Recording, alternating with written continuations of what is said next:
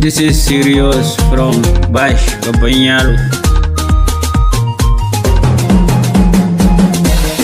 Soyayya ku gane jigon rayuwa ce, na zo zan yi zance amma a takaice, domin kar ku mance sai fa in ka yi dace, hakan ne nufina.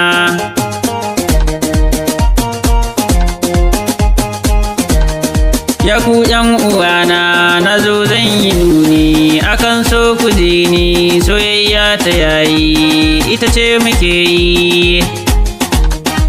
Kuma duk masoyi yana son kasancewa da masoyiyarsa, kowa ya sani.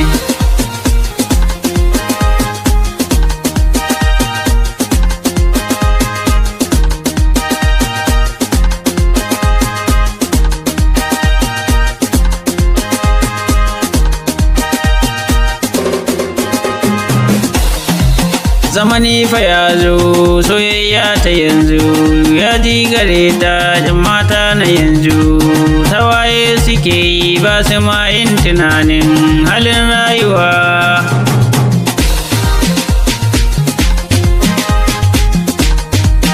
Rashin masoyi yana ƙona rai ne, ya ku samari haƙuri mu yi, domin za mu dace nan da ɗan lokaci, komai za ya zarce bana so ku zauce.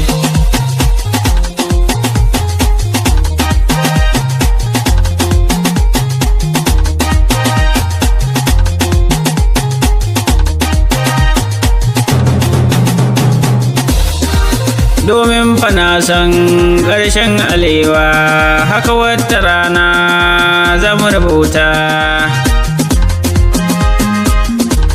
Tun da dai fa na san duniya da faɗi, haka ma mutanen akwai masu nagarta.